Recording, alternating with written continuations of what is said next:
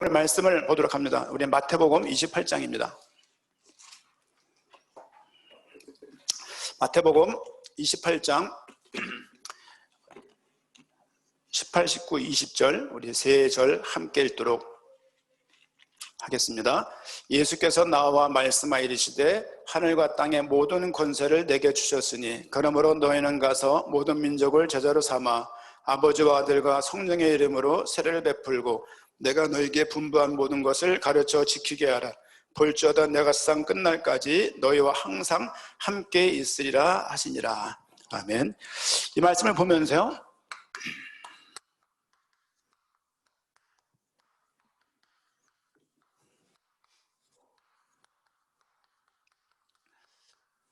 이 말씀을 한번 생각을 해보겠습니다. 하늘과 땅의 모든 권세, 근간에 그 마태복음을 구약을 쭉 달려오다가 마태복음을 최근에 보게 되었어요. 말씀을 보면서 받았던 그 은혜, 어떤 그런 어떤 깨달음, 그런 어떤 느낌들을 다 전달할 수 없다는 게 너무너무 아쉽고, 사실은 그러면서도 불구하고 또 그 내용에 있는 내용들을 또 보면 볼수록 또 새로워지고 더 깊어지고 그 은혜가 크다는 것을 많이 보게 되는데, 오늘 마지막 절 그 책을 쓸 때 대부분 마지막에 결론을 많이 쓰잖아요. 그렇죠? 특별히 뭐 어떤 기본적인 글 쓰는 방법을 이렇게 파기하고 쓰는 형태가 아니라면 대부분 다 서론, 본론, 결론이 이렇게 나온다고 생각을 합니다. 오늘 이 내용도 예수님께서, 아니 마태가 마지막에 쓰는 내용인데 예수님이 하신 말씀을 이렇게 인용하고 있는 것으로 성경이 끝이 나는 것을 볼 수가 있어요. 아브라함과 다윗으로 시작한 책이 이 말씀으로 끝이 나고 있는 거야. 그 부분을 붙잡고서 1장 1절과 28장 마지막 부분을 생각을 하면서 그 중간에 있던 수많은 내용들을 좀 놔두고라도 이 말씀의 의미가 뭘까를 생각을 좀 해보게 됩니다. 우리가 18절 말씀 보면은 예수께서 나와 말씀하여 이르시되 하늘과 땅의 모든 권세를 내게 주셨다. 그러니까 하늘과 땅의 모든 권세가 나에게 있다는 거야. 나에게. 하늘과 땅의 권세를 누가 줬냔 말이야. 그렇죠? 예수님께서 하나님이세요. 근데 하나님에게 이 권세를 부여해 준, 이 권세를 주신 분이 있다. 성경은 예수 그리스도 목적적으로 기록되어 있는 게 맞아요. 또 그 그리스도를 통해서 우리 구원받는 게 맞습니다. 근데 그 그리스도는 항상 하나님께 나아가고 있다는 것을 또 발견하게 되어져. 성부 하나님의 거론 없이 성자 하나님의 거론 없고, 성자 하나님의 거론 없이 성령 하나님의 거론이 없습니다. 성부에게서 성자가 나오고 성자에게서 성령이 나왔다는 것을 또 다른 보혜사가 오게 될 것이다. 그렇죠? 꼭 예수님께서 자기의 사역을 마치시고 하나님의 구원의 방법인 예수 그리스도가 구원의 방법을 다 실천하시고 실행하시고 이것을 깨닫게 하시고 가르쳤던 수건을 치우기 위해서 성령이 오는 듯한 인상을 많이 받게 되어집니다. 오늘 말씀도 모든 권세를 내게 주셨다. 하늘과 땅의 모든 권세. 그러니까 지금 대통령 생각하면 안 되고 그때를 한번 생각해봐요. 하늘에 있는 모든 권세, 땅에 있는 모든 권세, 이 나라의 모든 것. 그렇죠? 예수님 당 돌아가면은 그 모든 권세가 누구한테 있는 거예요? 이 말씀들은 예수 그리스도께서 왕의 심을 표현하는 또 다른 구절인 거예요. 마태는 예수님이 그리스도이시고 예수님의 특별히 왕되심에 대해서 계속 말을 해요. 왜? 듣는 사람들이 유대인들이었어요. 유대인들은 대부분 다 다윗을 아는 사람들이었고 메시아가 올 것인데 다윗의 후손으로 올 것임을 알았기 때문에 마태는 예수님에 대해서 특별히 왕권에 대해서 치중할 수밖에 없고, 물론 선지자, 제사장, 왕 다 표현하고 있고, 산상수훈, 선지자적인 예수님께서 예수님의 선지자적인 활동들을 했다는 것을 또 볼 수 있는 내용들인 거예요. 그렇죠? 구약에서 십계명을 주신 것처럼, 약속을, 율법을, 언약을 주셨던 것처럼 예수님의 입을 통해서 새로운 율법이 선포되어지는데 그게 산상수훈이에요. 이런 것들을 보게 되어지면 예수님께서 왕이신 것을 말하기를 작정하였고, 왜? 다윗의 후손으로 올 것이다. 이것은 그가 왕의 심을 일장일절에 선포하는 거예요. 마지막에 뭐라고 말하고 있냐? 하늘과 땅의 모든 권세를 내가 가지고 있다. 그래서 내가 그 권세를 가지고 있다. 이 말을 생각할 때 권세라는 말을 또 생각할 수밖에 없죠. 엑수시아 뭐 그런 그 헬라어인데요. 특권, 어떤 힘, 자유를 동반한 어떤 힘, 이런 것을 말을 해요. 그게 어떤 권세가 있냐, 어떤 특권이 있냐?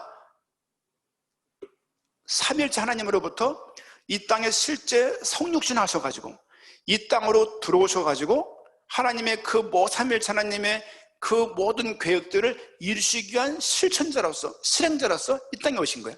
그 일을 행할 수 있는, 그는 원래 처음부터 하나님이셨기 때문에 그 권세가 있음을 말씀을 주고 있습니다. 그러므로 19절, 너희는 가서 모든 민족을 제자로 삼아 아버지와 아들과 성령의 이름으로 세를 베풀고 내가 너에게 분반 모든 것, 사실 그 원어를 보게 되면 뭐 명령하다, 위임하다 그렇게 번역이 되죠. 그냥 분반 모든 것 그러면 간단한 것 같지만 누가 사람들 향해서 명령할 수 있습니까? 땅까지 그래서 이 복음을 증거할 것을 누가 명령할 수 있어요? 그 왕이시기 때문에 가능한 거예요. 이런 표현들이 그냥 힘있는 표현 같지만 그가 왕이시기 때문에 할 수밖에 없는 그런 표현들이다. 그렇죠? 그래서 명령한 모든 것을 가르쳐 지키게 해주세요가 아니라 지키게 하라. 이렇게 왕이 신하에게, 주인이 종에게 말한 듯한 인상을 갖게 되어집니다. 볼지어다 내가 세상 끝날까지 너희와 항상 함께 있으리라. 항상 함께 있겠다. 그렇죠? 그러니까 너희가 이것을 기억나시죠? 보라 처녀가 잉태의 아들을 낳으니 그 이름을 임마누엘이라 하리라. 그가 왕이시면서 그가 그리스도 역할을 하시는 말씀이 1장에 나와 있잖아요. 그 내용들과 똑같이 항상 함께 있음을, 그가 왕이신 것을 말씀을 주고 있습니다. 한번 말씀을 보다가 왕국이란 말 쓰다 보니까 한 56회가 나와요. 56회. 그리고 천국이란 말도 뭐 많이 나오고요. 뭐 하나님의 하늘의 왕국, 이것도 한 33번, 그 천국이라는 말이죠. 그렇죠? 천국이라는 얘기가 뭐가 천국이냐면 하나님의 통치가 있는 것이 천국이에요. 하나님의 통치가 있어야 이렇게 나라가 되는 거예요. 하나님의 나라, 하늘의 나라는, 천국이라는 얘기는 하늘 전체가 나라 국자잖아요. 그것은 하나님의 나라를 의미하고 그 나라가 어떻게 시작되었느냐, 세례요한이 말을 했어요. 회개하라, 천국이 왔다. 천국이 이미 왔다라고 말을 해요. 예수님은 또한 똑같이 회개하라, 천국이 왔다라고 말을 합니다. 올 것처럼 말을 했지만 오늘을 보게 되면 이미 과거 완료된 거예요. 예수님이 오시면서 천국이 따라 들어온 것이고 예수님이 오시면서 천국이 시작된 거예요. 그렇죠? 그 나라, 그 통치가 이미 시작이 되었다. 이 말은 뭘 의미하냐면 예수님께서 왕이시다. 이 말을 의미하는 거예요. 예수님과 오심과 동시에 하나님 나라가 이 땅에서 이미 시작된 거예요. 아직 그 나라가 완성 안 됐지만 그 나라가 이미 시작된 거예요. 그런 좀 각도를 가지고 우리 마태복음 좀 많지만 간단하게 우리 1장부터 전장을 좀 보면서 눈에 보이는 거 진짜 예수님이 그리스도라고, 예수님의 선지자 제사장 왕이라고 진짜 말하고 있는지를 말씀을 같이 좀 봤으면 좋겠다는 생각을 하게 되어집니다. 우리 1장 1절입니다. 아브라함과 다윗의 자손 예수 그리스도의 계보라. 다윗의 자손은 왕입니다. 그렇죠? 1장 16절 말씀 보니까 야곱은 마리아의 남편 요셉을 낳았으니 마리아에게서 그리스도라 칭하는 예수가 나왔어요. 기름 부음 받은 자, 그렇죠? 하나님으로부터 권한을 부여받고 특별히 구별되어서 위임받아서 이 땅에 오신 그 그리스도가 마리아를 통해서 오게. 마태는 지금 제 개인 간증하는 게 아니야. 개인 간증. 마태가 세례하면서 얼마나 수모를 많이 당했겠어요. 얼마나 마음고생 많이 했겠어요. 예를 들면 그 얘기를 할 얘기가 얼마나 많겠어요. 그렇잖아요. 또 본인이 봤던 거 할 얘기가 얼마나 많겠어요. 근데 그런 거 다 배제하고 사복음서, 특별히 예수님 옆에 있던 사람들은 예수님이 그리스도시고 예수님의 선지자 제사장 왕이었음을 집중하는 걸 볼 수 있어요. 다른 얘기 안 하고 있어요. 다른 얘기 안 하고 있고 저분이 왕이시다, 저분이 선지자시고 저분이 제사장인 것을 계속 전장을 통해서 말씀을 하고 있어요. 어떤 부분들은 본인이 목격한 장면이 있을 것이고 어떤 부분들은 소문을 들었을 거예요. 그렇죠? 예를 들면 우리가 어느 사실을 들었을 때 우리가 목격한 것만 사실 여기지 않잖아요. 내가 믿는 사람들이 했던 그 말들을 또 믿는 거잖아요. 그렇죠? 누가복음 보게 되면 그런 표현 나와요. 저도 굉장히 좋아하는 구절인데요. 자세히 살펴봤다.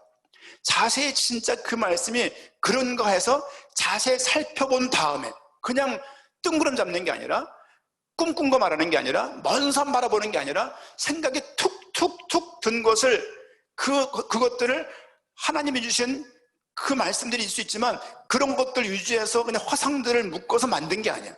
실제 보고 믿는 사람들이 했던 그 고백들을 보고 전 인생을 통해서 확인했고 예수가 하나님이시라는 것이 알게 되어지고 믿게 되어지니까 이런 글들을 쓸 수가 있는 거예요. 그 쓰는 과정 모든 것들을 하나님이 주관하셨다, 계시하셨다라고 우리 말할 수 있습니다.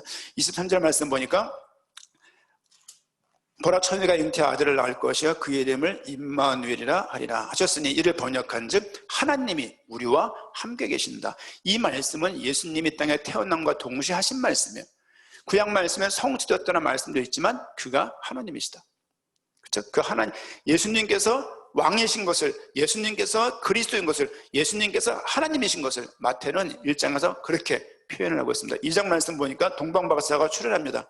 2장 2절 말씀 보니까 유대인의 왕으로 나신 이가 어디 계시냐. 동방박사들이 예루살렘에 이르러서 하는 얘기예요. 유대인의 왕이 어딨냐라고 묻는 거예요.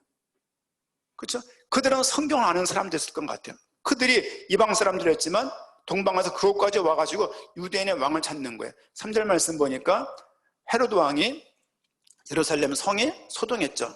왕이 모든 대제사장과 백성 서기관들을 모아서 묻습니다. 그리스도가 어디서 나겠느냐. 그리스도가 오심을 동방박사들의 왕과 같은 인물로 여기고 있는 거죠. 오실 그 왕이 그리스도구나를 알 수 있는 거예요. 다윗의 자손, 후손, 왕. 그가 그리스도가 선지자, 제사장, 왕. 그가 하나님이십니다. 그렇죠? 11절 말씀 보니까 집에 들어가 아기가 그의 어머니 마리아가 집에 있는 것을 보고 엎드려 아기께 경배하고 보배압을 열어 황금과 유향과 모략. 이거는 외국 사람이 다른 나라 갔을 때 그 왕에게 줄 수 있는 예물들이에요. 그렇죠? 이 예물들이 뭘 말하냐? 그가 왕이다, 그가 오실 분이었다를 예표합니다. 3장 말씀 보니까 세례요한이 등장하게 되어집니다. 마태가 세례요한 등장시킬 때 왜 등장시켰겠냔 말이에요. 예수님과 무관한데 넣은 게 아니에요. 그렇죠? 뭔가 연관성이 있으니까 넣었을 거 아니에요. 그렇죠? 성령의 도우심으로, 계시하심으로 성경을 쓰는데, 글을 쓰는데 자기가 어떤 작품을 쓰듯이, 그렇죠? 뭐 예를 들면 윤동주가 서시라는 글을 어느 큰 감흥에 찾아갖고 쓰는 것처럼 그 감흥 또한 사실은 그 시대의 현실을 표현하고 있잖아요. 시 또한 그런데 이건 지금 예수님을 딱 본인의 경험을 하고 수십 년 사역을 한 다음에 예수님이 누군지에 대해서 적고 있는 부분들인 거죠. 3장 내용 계속 보게 되면 3장 2절 말씀 보니까 그가 회개하라 천국이 가까웠다고 말합니다. 세례 요한 또한 천국에 왔다라고 말하고 있는 거예요. 그렇죠? 예수님과 세례 요한과 한 6개월 차이에 태어난 것이에요. 그러니까 실제 많이 봤을 것이고 세례 요한에게 또한 그리스도가 올 것임을 많은 징조로, 말씀의 깨달음으로 계시하셨겠죠. 그렇죠? 11절 말씀 보니까 내 뒤에 오시는 이는 나보다 능력이 많으시니 나는 그의 신을 들고도 감당하지 못하겠노라. 그는 성령과 불로 너희에게 세례 베푸실 것이고 손에 키를 들고 있을 뿐이고 타작마당을 정하게 하실 뿐이고 알곡을 모아 곡간에 들이고 쭉정이는 꺼지지 않는 불에 태우실 뿐이다. 그가 심판자시다. 누가 심판합니까? 왕이 심판합니다. 왕이심을 말하고 있다는 구절임을 알 수 있죠. 17절 말씀 보니까 하늘로부터 소리가 있습니다. 말씀하시되 이는 내 사랑하는 아들이요 내 기뻐하는 자이시니라. 예수님이 누군지를 결정적으로 하늘의 큰 음성을 통해서 알 수 있는 거예요. 그가 누구냐? 그가 예수님이신데 그가 누구냐? 그가 하나님이십니다. 그렇죠? 4장 말씀 보니까 광야로 예수님께서 시험받으러 넘어가시고 사탄과 이렇게 마주대하면서 본인의 하나님임을 계속 선포하십니다. 보겠습니다. 4장 말씀 보니까 4장 6절 말씀 보니까 이르되 내가 만일 너 하나님의 아들이거든. 그렇죠? 사탄의 입장에서 그거예요. 하나님의 아들이면 하나님의 아들이거든. 이렇게 해라 저렇게 말을 하죠. 7절 말씀 보니까 주 너희 하나님을 시험하지 말라. 지금 앞에 있는 분은 예수님이에요. 그렇죠? 하나님 아들이면 해봐 라고 말을 하는 거예요. 예수님의 입장은 뭐라고 말씀하시냐? 하나님을 시험하지 마라. 그렇죠? 본인이 하나님인 것을 어떤 면에서는 지금 자백하시고 고백하시는 거예요. 쭉 내려와서 보게 되면 13절 10절 말씀 보니까 주 너의 하나님께 경배하고 다만 그를 섬기라 하였느니라. 이에 마귀는 예수를 떠나고 천사들이 나와서 수종드는 존재 누구냔 말이야. 천사가 모세를 수종드렸냔 말이야. 천사들이 다윗을 수종들었냔 말이야. 아니요. 천사가 노아를 수종들었냔 말이야. 아니요. 왕 대신 하나님이신 그분을 천사들이 수종드는 거예요. 그가 하나님이신 것을 간단한 광야 시험들을 통해서 우리는 또 예측할 수 있고 추측할 수 있고 또 확인할 수 있는 것이죠. 쭉 넘어와서 4장 23절 말씀 보니까 23절 예수께서 온 갈릴리에 두루다니사 그들의 회당에서 가르치시며 천국 복음을 전파하시며, 천국 복음은 하나님의 통치가 이 땅에 실제 시작되는 거예요. 예수 그리스도의 성육신과 더불어서 동시에 시작된 거예요. 생각을 해보세요. 하나님이신 그분이 이 땅에 들어오셨다. 하나님이신 그분이 이 시간으로 이 물질 세계로 들어오신 거예요. 그걸 창조하신 분이 이곳으로 들어오신 거예요. 이거는 적은 사건이 아닙니다. 그렇죠? 하나님이신 그분이 본인이 만든 그 작품과 피조물 세계로 그분이 인간이 되어서 들어오신 거예요. 이렇게 할 때는 하나님 능력을 발휘하고 저렇게 할 때는 사람 입장을 차고 반신반인이 아니라 완전한 인간으로 완전한 신으로 이 땅에 오신 거예요. 그가 반신반인이었더라면 그건 다 사기입니다. 왜? 십자가 돌아갔을 때 안 아프셨을 거예요. 왜? 그래서 신적인 능력을 발휘했다라면, 금식했을 때 배가 안 고팠을 거예요. 왜? 신적인 능력을 발휘했다라면. 그런 측면에서의 반신반인이 아니라 완전한 인간이면서 완전한 신인 거예요. 이게 삼위일체이시고, 또 이 부분이 예수 그리스도 성육신했음에 그 중요한 내용임을 우리가 너무 잘 알고 있습니다. 5장 넘어가게 되면 산상수훈으로 넘어가는데요, 산상수훈부터 시작해서 계속 뭘 염두에 두고 하시는 말씀이냐면 천국을 두고 염두에 두는 말씀이에요. 하나님 나라가 어떻게 시작되는지를 하시는 말씀인 거예요. 여러분, 십계명 내용도 지킬 수 있습니까? 지킬 수 없어요. 산상수훈 이 내용 다 지킬 수 있어요? 지킬 수 없습니다. 칼이 선 그 율법이나 십계명이나 너무 미소가 띄어지고 행복한 말로 구성된 산상수훈이나 둘 다 지킬 수가 없어요. 우리가 해낼 수 있는 게 아니에요. 그렇죠? 선지자 입장에서 예수님께서 계속 산상수훈의 이 내용들을 5장, 6장, 7장 대께서 전달하는 부분들을 알 수 있습니다. 이 모든 것 율법을 완성하시는 분이 누굽니까? 그리스도. 분이 그리스도이심을 말씀하고 있는 것이죠. 6장 내용 보게 되면 6장에서는 6장 1절 말씀 보니까 하늘에 계신 너희 아버지께서, 그렇죠? 4절 말씀 보니까 은밀한 중에 보시는 너희 아버지께서, 6절 말씀 보니까 내 아버지께 기도하라, 은밀한 중에 보시는 내 아버지께서, 8절 말씀 보니까 하나님 너희 아버지께서, 그러면서 십계명을 6장에서 말씀을 하세요. 계속 하늘의 아버지를 말하고 있어요. 누가 감히 하늘의 아버지를 논할 수 있겠습니까? 그렇죠? 14절 말씀 보니까 너희 하늘 아버지께서도, 15절 너희 아버지께서도, 18절 은밀한 중에 계신 내 아버지께서, 은밀한 중에 보시는 내 아버지. 항상 뭘 말하고 있냐? 은밀한 중에 보고 계시다. 그가 보고 계시다. 그렇죠? 그 말씀을 지금 어떤 구제를 말씀하시면서, 기도를 말씀하시면서 선지자적인 입장에서 이 말씀들을 7장, 6장 내용들을 전달하는 것들을 알 수가 있습니다. 또 7장 넘어오게 되면요, 7장 33절에 그런즉 너희는 먼저 그의 나라와 그의 의를 구하라. 그리하면 이 모든 것을 너희에게 더하시리라. 무엇을 먹을까 염려하지 말고 무엇을 마실까 염려하지 말라고 말씀을 선지자 입장에서 말씀을 주고 있는 장면들을 우리가 볼 수가 있습니다. 8장 또 7장 내용을 중간에 또 내용을 보게 되지만요, 구하라 7장 7절 그리하면 너에게 주실 것이요, 찾으라 그리하면 찾아낼 것이요, 문을 두드리라 그리하면 너에게 열릴 것이라고 말씀을 주고 있으면서 21절 말씀 보니까 주여 주여 하는 자마다 천국에 들어갈 것이 아니요 다만 하늘에 계신 내 아버지의 뜻대로 행하는 자라 들어갈 것임을 말씀을 주고 있죠. 아버지의 뜻대로 하는 자들만이, 아버지의 뜻이 뭡니까? 예수를 그리스도라고 믿는 거예요. 예수가 선지자이시고 제사장이시고 왕의 역할을 했다고 믿는 거예요. 그리고 그분이 하나님이신 것을, 그분이 야훼이시고 주인 것을 믿는 그 사람, 그렇죠? 그 사람들이 그 사람이 아버지의 뜻 가운데 있는 사람인 것을 말씀을 주고, 28절 말씀 보니까 7장 28절 예수께서 이 말씀 마치심에 무리들이 그의 가르침을 보고 놀랐습니다. 그렇죠? 왜 놀랐을까요? 29절 그 가르치는 것이 권위 있는 자와 같고 하늘과 땅에 있는 모든 권세를 가지고 권능을 주신 이런 표현을 볼 때마다 그 말씀에 권위가 있는 거예요. 그 말씀에 왕적인 권위가 있는 거예요. 그렇죠? 그 시대 때 생각해 보세요. 왕의 말이 얼마나 무서운 거예요. 이 사람을 감옥 가는 거잖아요.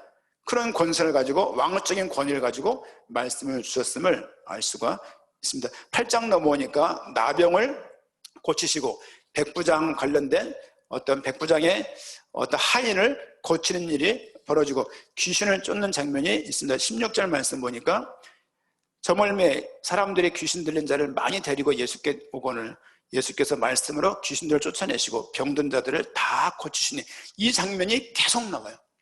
누가 귀신을 쫓을 수 있냐? 하나님의 통치가 임했을 때 고칠 수 있는 거예요.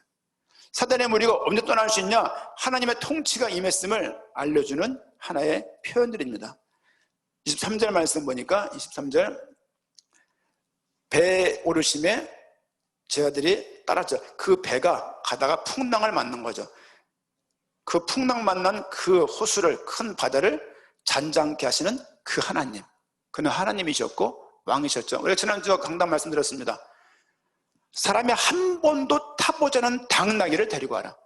여러분, 길 안 들어진 말들은요 난리 나요. 당나귀든 말이든 그렇잖아요. 주인도 아니고 모르는 사람이 등에 탔다. 나귀가 가만히 있겠네. 그 망나니가 난리를 벌일 거란 말이에요. 근데 그 동물도 하나님 앞에서, 왕 앞에서 순종하는 모습을 보게 되어져요. 병이 떠나가게 되어지고, 파도가 잔잔하게 되어지고, 당나귀가 순종하게 되어지고, 모든 자연만물들이 왕의 신 그가 그리스도인 것을 알아보고 모든 것들이 순종하는 모습인 것을 성경 곳곳에서, 마태복음 곳곳에서 말씀을 볼 수가 있습니다. 쭉 넘어가서 27절 말씀 보니까 그 사람들이 놀랍게 여기에 이르되 아이가 어떠한 사람에게 바람과 바다도 순종하는가 하더라. 그렇죠? 그가 왕이심을 말씀을 주고 있습니다. 29절 말씀 보니까 하나님의 아들이여. 그렇죠? 32절 귀신들이 나와서 돼지에게로 들어가는지라. 34절 예수를 만나려고 나가서 보고 그 지방에서 떠나시기를, 왜? 그 도시가 감당할 수 없는 왕 대신 그리스도. 9장 넘어오니까요 9장에 중풍병자를 고치는 장면들이 보여지고요, 마태를 부르는 장면이 보여지고 금식 논쟁이 있고요, 또 혈루증 여인에 대해서 내용들이 나오는 것을 알 수가 있죠. 8절 말씀 보니까 9장 8절 무리가 보고 두려워하며 이런 권능을 사람에게 주신 하나님께 영광을 돌리니라. 예수님이 하시는 그 말씀을 보고서 그 그리스도를 알아본 것이 아니라 이런 권능을 그에게 하나님이 주셨다는 것을 알게 되는 거예요. 그가 하나님인 것까지는 못 봤지만 하나님의 영광을 돌리는 장면들 또한 여기서 볼 수가 있죠. 13절 말씀 보니까 하반절에 죄인을 부르러 왔다. 누가 죄인을 석방할 수 있고 누가 죄인을 해방시킬 수 있냐? 왕이에요. 그렇죠? 법무부 장관이 뭐를 내린다 하더라도 그 대통령령으로 내리는 거예요. 한 사람의 죄를 사하는 것은 제상이 하지만 이 모든 것들을 해방시키고 꺼내는 일들은 사실은 왕 대신, 제상 대신 그리스도가 가능한 거예요. 죄인을 부르러 왔다는 얘기는 그 왕으로 왔다는 얘기예요. 그가 제사장으로 왔다는 얘기예요. 곳곳에서 선지자적인 역할, 제사장적인 역할, 왕적인 역할, 하나님인 것을 계속 말씀하고 있는 부분들을 마태복음 전장에서 살펴볼 수가 있습니다. 쭉 넘어가서 35절 말씀 보니까 9장 35절 중간에 천국 복음을 전파하시며 모든 병과 모든 약한 것을 고치시니라. 하나님이 가는 곳곳마다, 예수님이 그리스도는 하나님이셨기 때문에 가는 곳곳마다 하나님 나라가 임했음을 선포하셨고 모든 병과 모든 약한 것들이 해결되고 떠나가는 장면들을 볼 수가 있습니다. 10장 말씀 보니까 10장에 12제자를 부르는 장면이 나오고요, 그리고 너희가 나를 따르면 큰 미움을 받을 것을 실제 말씀을 주는 장면들을 알 수가 있습니다. 10장 1절 말씀 보니까 예수께서 그 12제자를 부르사 더러운 귀신을 쫓아내며 모든 병과 모든 약한 것을 고치는 권능을 주시니라. 권능을 주신 거예요. 누가 권세를 줄 수 있습니까? 왕이시 왕의 그 권한을 부여해 주는 거예요. 왕의 권한을 그들에게 분여해 주는 거예요. 왕의 권한과 어떤 특권 그것을 발휘해서 그들에게 역할을 주는 겁니다. 이렇게. 그렇죠? 그런 역할들을 사실 감당하는 장면들을 또 10장을 통해서 볼 수가 있습니다. 쭉 좀 넘어가면요 10장 22절 말씀 보니까 하지만 많은 고통과 어려움이 올 것인데 끝까지 견디는 자는 구원을 얻으리라. 감히 구원을 누가 말할 수 있습니까? 구원자만이 그 말씀을 거론할 수 있는 것이죠. 11장 넘어가게 되어지면 예수님께서 12제자에게 명하기를 마치시고 이에 그들의 여러 동네에서 가르치시며 전도하시려고 거기를 떠나가시니라. 전도를 하기 시작하시고 그들에게 그 역할들을 맡기시는 장면들을 알 수가 있죠. 3절 말씀 보니까 예수께 여짜오되 오실 그이가 당신입니까? 세례요한이 묻는 거죠. 우리가 다른 일을 기다릴까요? 예수님 말씀했습니다. 너희가 가서 듣고 보는 것을 요한에게 알려라. 맹인이 보며 못 걷는 사람이 걸으며 나병한 자가 깨끗함을 받으며 못 듣는 자가 들으며 죽은 자가 살아나며 가난한 자에게 복음이 전파된다 하라. 복음이, 기쁜 소식이 전파되는 거예요. 그렇죠? 예수 그리스도를 통해서 기쁜 소식이 전달되는 거예요. 구약에서는 오셨다는 기쁜 소식이었지만 예수님의 증거하는 그 기쁜 소식은 내가 그리스도라는 그 내용인 거예요. 그렇죠? 천국이 시작됐다. 하나님 나라가 시작됐다. 가난한 자가 왜 회복이 되어지고 병든 자가 왜 회복이 되어지고 귀신이 떠나느냐? 하나님 나라가 통치됐다. 왜 그 나라 통치의 시작을 내가 시작한 거예요. 그분이 그리스도인 것을 지금 사도 마태는 그 내용들을 전달하고 있음을 우리가 볼 수가 있습니다. 27절 말씀 쭉 넘어가면요, 내 아버지께서 모든 것을 내게 주셨으니 아버지 외에는 아들을 아는 자가 없고 아들과 또 아들의 소원대로 계시를 받는 자 외에는 아버지를 아는 자가 없느니라. 그렇죠? 아들의 소원대로 계시를 받는 자 외에는 아들의 원함과 뜻이 아니면 예수가 그리스도인 것을 알 수가 없는 거예요. 그렇죠? 수고가 무거운 모든 짐자들이 나올 것을 11장 28절에서 말씀을 주고 있고 12장 넘어가니까 12장 6절 말씀 보니까 내가 너에게 이르노니 성전보다 더 큰 이가 여기 있다. 예수님은 성전보다 큰 자였습니다. 보세요. 성전이 커요? 왕이 커요? 왕이 크죠. 왕이 있으니까 성전이 필요한 거잖아요. 그렇죠? 성전이 있으니까 왕이 있는 게 아니라 왕이 성전을 지으라 말할 수 있는 거 아니에요. 그 성전보다 큰 자가 왔다고요. 예수 그리스도가 왕이신 것을 또 말씀을 주고 있는 장면인 것을 우리가 말씀을 통해 알 수가 있습니다. 8절 말씀 보니까 인자는 안식일의 주인. 인자가 뭐냐? 사람의 아들이에요. 하나님이신 그분이 사람의 아들로 온 거예요. 그런 표현이에요. 그렇죠? 안식일의 주인이다. 모든 사람이 안식일을 거룩히 지키라. 안 그러면 죽는 거예요. 근데 그 날의 주인인 거예요. 그 날의 주인이 누굽니까? 하나님이시잖아요. 예수님이 하나님이시고 예수님이 왕이시고 예수님 선지자이시고 제사가 왕이시고 이런 내용을 보면서 결론 내릴 수밖에 없는 거예요. 성경은 그리스도 목적적이라고 말을 할 수밖에 없는 것이죠. 그렇죠? 넘어가서 12장 23절 말씀 보니까 무리가 다 놀라 이르되 이는 다윗의 자손이 아니냐, 이가 그리스도 아니냐, 이가 왕이 아니냐, 그렇게 말하는 장면들을 그 24절 말씀 보니까 귀신의 왕 바알세불을 힘입지 않고는 귀신을 쫓아내지 않는다고 누명을 씌우고 있지만 계속 27절 너희 아들들은 누구를 힘입어 쫓아내냐 묻고 28절 하나님의 나라가 이미 너희에게 임하였느니라. 이미 하나님 나라가 임한 거예요. 이미 하나님께서 이 땅에 오신 거예요. 이 모든 표현들이 예수가 왕, 예수가 하나님이신 것을 말씀하는 장면입니다. 쭉 넘어가서 12장 하반절을 보게 되면 요나의 어떤 표적에 대해서 말씀을, 요나가 3일 동안 물고기 뱃속에 들어가 있잖아요. 그리스도의 어떤 죽으심, 3일 동안의 죽으심과 부활을 의미하는 예표임을 왜 믿지 않아요. 아무것도 표적이 필요한 게 아니라 지금 믿지 않는 거예요.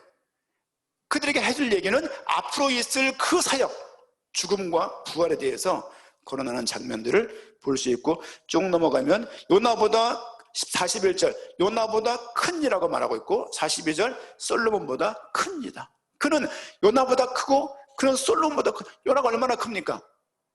싫은 나라, 원수 나라 아수레가 갖고 니느웨에 가서 대충 복음을 전했는데 그 나라가 회개가 되어지잖아요. 예수님이 말씀을 전하지만 그들이 알아먹질 않는 거예요. 가장 많이 이적을 행하고 권능을 행한 곳에서 오히려 가장 큰 반대가 일어나요. 그러면서 그들에게 본격적으로 화가 있을 것을 예수 그리스도가 전달한 장면들을 9장 이후부터 내용을 쭉 볼 수가 있습니다. 13장 말씀 보니까 그 밭의 비유에 대해서 네 가지 밭에 대해서 말하고 있고요. 가라지 비유에 대해서 말하고 있고요. 그 다음에 또 보화, 진주, 그물 이런 비유를 말하고 있어요. 이런 비유가 거의 예수님이 말씀하신 대부분 다 빨간 글씨예요. 무슨 말이냐? 뭘 말하는 선지자의 입장에서 그래서 말씀을 선포하는 것을 말할 수가 있어요. 그렇죠? 그런 부분들 13장 54절 말씀 보니까 54절 말씀 고향으로 돌아가서 그들의 회당에서 가르치시니 그들이 놀라 이르되 이 사람이 이 지혜와 이런 능력이 어디에서 나? 계속 말씀에 감돋는 거예요. 이가 누구냐? 이 권능 있는 말 뭐냐 이거? 이런 지금 어떤 사회적인 분위기가 그 예수님 가는 곳곳마다 그래서 그런 말씀, 그런 의문들이 나타나는 장면들을 또 볼 수가 있습니다. 14장 넘어오니까 오병이어 세례 요한이 죽게 되어지고 오병이어 사건이 벌어져요. 물고기 5마리와 떡 2개를 가지고 물질 세계에서 하나님께서 그 물질을 통해서 왕이시기 때문에 그 물질을 통해서 그리스도이기 때문에 하나님이기 때문에 5,000명이 먹이는 일들을 볼 수 있으면 그냥 오병이어가 목적이 아니라 그 예를 드시는 이유가 있을 거 아니야.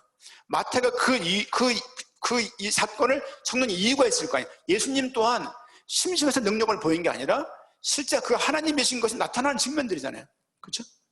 그런 부분을 볼 수 14장 오병이어 내용들 보고 15장으로 넘어오게 되어지면 선지자 어떤 그 전통에 대해서 어떤 예수님과 많은 논쟁이 벌어져요. 예수님 선지자 입장에서 말씀들을 그들과 논하고 그들과 같이 대화를 하면서 어떤 그 선지자 역할을 감당하는 장면들을 15장 전장에서 볼 수 있고 가나안의 한 여자 하나가 다윗의 자손이여 라는 고백을 또 하는 내용들이 15장에 있으면 알 수가 있습니다. 16장 넘어오게 되어지면 예수님께서 많은 사람들이 또 표적을 또 물어요. 그렇죠? 그 표적을 얘기하는 장면들이 나오는 것을 볼 수가 있고 어떤 주는 그리스도시요 살아계신 하나님의 아들이심을 16장에서 예수님께서 시몬아 내가 보겠다라고 말하면서 본인이 주인 것을 본인이 살아계신 하나님의 아들이신 것을 본인이 그리스도인 것을 표현하는 장면들을 우리 내용을 통해서 16장 6절 말씀 보니까 주는 그리스도시요 살아계신 하나님의 아들 한 분을 좀 두고 얘기하는 건데 당신은 주이시면서 당신은 그리스도이면서 당신은 하나님의 아들 하나님이신 것을 표현하는 거예요. 16장 16절이 마태복음 전장의 핵심이라고 말하셨잖아요. 예수님께서 주님이시면서 예수님께서 그리스도이시면서 예수님께서 하나님이시다 이 고백들을 하고 있는 장면들 쭉 21절 말씀 보니까 처음으로 예수님께서 하신 말씀이에요. 뭡니까? 내 고난을 받고 죽임을 당하고 제3일에 살아날 것이다. 이것을 비로소 제 아들에게 이때 비로소 얘기하기 시작하는 거예요. 그들이 예수가 그리스도인 것을 알아먹는 그 순간부터 예수님이 죽으실 것과 부활을 3번 정도 하는데 이 부분이 첫 번째 어떤 하시는 말씀인 것을 알 수가 있습니다. 쭉 넘어서 17장 말씀 보니까 변화산 장면 나오죠. 예수님이 그 앞에 있는 1그룹 12명 되었잖아요. 베안야요 빌바도마 야다시오 그 베안야요 베드로 안드레 야고보 요한을 데리고 변화산에 올라가서 그렇죠? 그들과 있을 때 모세와 엘리야와 예수님과 만나는 장면이 보여지는 거죠. 8절 말씀 보니까 제 아들이 눈을 들어 보매 오직 예수 외에는 아무도 보이지 않더라. 모세도 없어졌고 엘리야도 사라졌고 하나님이신 예수 그리스도만 그 땅에 있는 오직 예수만 남았더라. 그 예수가 하나님이시라는 것을 왕이시라는 것을 그리스도라는 것을 이 땅에 성육신하신 그분인 것을 알 수가 있는 것이죠. 쭉 넘어가서 또 죽음과 부활을 23절에서 두 번째 예언을 하십니다. 18장 넘어오니까 천국의 큰 자가 누구냐 4절 말씀 자기를 낮추는 사람이 천국에서 큰 자니라 라고 천국에 누가 들어가지 못하냐 아이와 가짜는 못 들어간다는 말씀을 하면서 이런 비유 이것도 다 빨간 글씨예요. 거의 예수님께서 선지자적인 입장에서 말씀을 전하는 장면인 것을 알 수 있고 19장 또한 이혼에 대해서 얘기를 해요. 이혼이 어떻다 그리고 실제 그 어린 아이들에 대해서 또 그들에게 어떤 내용들을 전달하는 장면들 그리고 19장 26절 말씀 보니까 24절에 낙타가 바늘길을 어떻게 들어가겠습니까? 그 구원이 불가능한 구원을 그럼 누가 받습니까? 라고 말하는 거야. 예수님이 하신 말씀입니다. 26절 하나님으로서는 다 하실 수 있다. 그렇죠? 그분의 죽음과 부활이 그걸 의미한 거예요. 그렇죠? 하나님은 다 하실 수 있다. 또 본인이 하나님인 것을 말씀을 전달하는 장면들을 볼 수가 있습니다. 20장 넘어가니까 천국의 포도원 비유가 나오는 장면들을 볼 수 있고, 6시에, 9시, 3시에, 9시에 불렀고 12시에 불렀고 그런 일꾼들이 있잖아요. 그러나 그 구원은, 천국은 내가 뭘 한 대가로 가는 게 아니에요. 이만큼 했으니까 이만큼 주어지고 저만큼 했으니까 저만큼 주어지는 게 아니라 오로지 부르는 사람의 의지에 있는 거예요. 우리 구원은 내가 무엇을 해서 얻어낸 것이 아니라 전적인 하나님이신 예수 그리스도의 십자가 죽음과 부활을 통해서 그 은혜 가운데 있는 것이지, 우리가 따내거나 얻어내거나 의도하거나 추구해서 받을 수 있는 게 아님을 또 이 일꾼의 비유를 통해서 하나님이 그리스도가 말씀을 주고 있는 장면들을 또 볼 수가 있습니다. 또 19절 말씀 쭉 내려가면 또 본인이 채찍질을 하여서 십자가에 20장이죠. 못 박혀 죽고 또 살아날 것을 말씀하고 있는 장면들을 좀 볼 수가 있습니다. 또 맹인들 계속 병든 자들을 고치는 장면들을 볼 수 있습니다. 20장 30절 말씀 보니까 다윗의 자손이요 또 왕이신 것을 칭송받으시고 찬양받은 장면들을 볼 수가 있죠. 또 21장을 쭉 놓으니까 20장 28절 말씀 보니까 자기 목숨을 많은 사람의 대속물로 주려 합니다. 대를 속죄한 그분이 있기 때문에 구원이 가능한 거예요. 그렇죠? 그 내용과 낙타가 바늘 꾸면 그 내용과 전후장이지만 연결되는 장면들을 어떻게 하나님이 하실 수 있냐? 대속을 통해서. 어떻게 가능하냐? 그리스도의 죽으심과 부활을 통해서 연결되어 있음을 말씀을 주시고, 21장 넘어가니까 그 당나귀, 예수님께서 예루살렘에 입성할 때 나귀를 타고 들어가잖아요. 여기 내용은 나와 있지 않지만 마가복음에서는 사람이 한 번도 타보지 않은 어린 당나귀, 아직 길들여지지 않고 사람은 손에 길들여지지 않은 근데 그가 동물이었지만 동물인 그도 하나님 앞에서 잔잔하게 순종하게 되는 거예요. 바다가 잔잔하게 되어지고 물질이 주 앞에서 잔잔하게 순종하게 되어지고, 실제 이 내용도 그 왕이시고 하나님이시기 때문에 당나귀마저도 순종하게 되어지는, 그러나 인간들은 실제 많은 말씀을 전하고 증거했지만 사실은 순종하지 않는 장면들이 계속 겹치고 있는 장면들이 마태복음에 나와 있습니다. 그렇죠?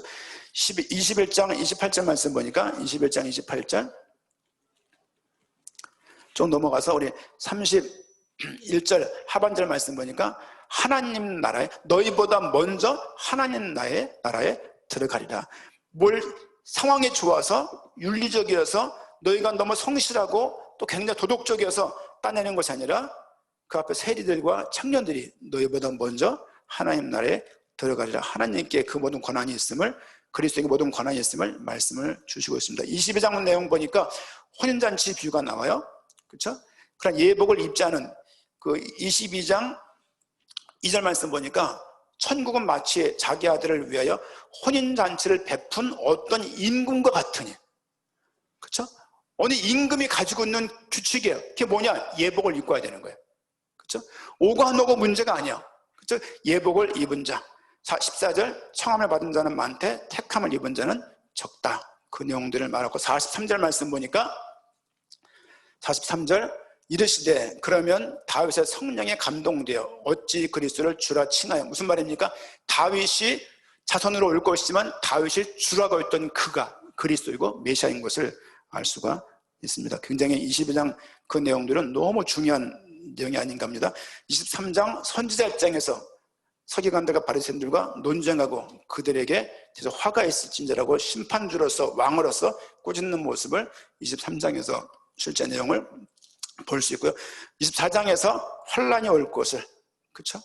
그리고 계속 24장 5절 말씀 보니까 많은 사람이 내 이름으로 와서 이르되 나는 그리스도라 하여 많은 사람을 미혹하리라. 많은 사람이 내 이름으로 온대요. 내 이름이 뭐냐? 그리스도. 그렇죠?